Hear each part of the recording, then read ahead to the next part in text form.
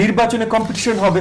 আজকে আমি যেখানে আছি ওখানে ইতিমধ্যে আমি আমি মাত্র ওখানে আলোচনা শুরু করেছি, হয়তো খুব শীঘ্রই আমি নির্বাচনী প্রচারণার কাজও শুরু করব।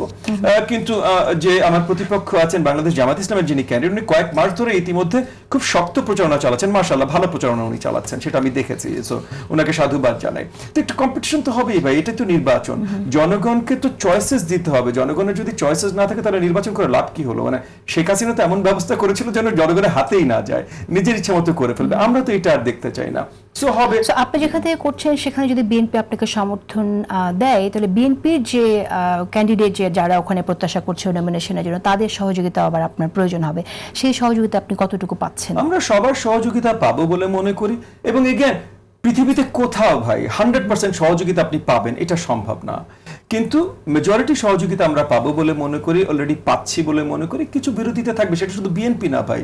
আমাদের জোটে শুধু বিএনপি একদম মেজর দল, বিএনপি নেতৃত্ব দিচ্ছে জোটের, কিন্তু জোটে আরো দল আছে, তো তাদেরও তো অন্য ক্যান্ডিডেট থাকতে পারে যারা তাদের দলের সিদ্ধান্তে, কারণ দলের জোটের সিদ্ধান্ত মানে সব দলকে মেনে নিতে হবে, তাদের দলের সিদ্ধান্তের বাইরে যে কোনো কর্মকাণ্ড করতে পারে।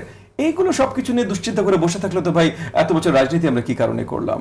সো আমাদের কাজ আমাদের করে যেতে হবে, জনগণের কাছে যেতে চেষ্টা করব, প্রচারণা করব, জনগণকে কি দিতে পারি সেটা দেখাতে চেষ্টা করব, তারপর জনগণ তাদের বেস্ট অপশনটা বেছে নেবে। এইটাই নির্বাচন।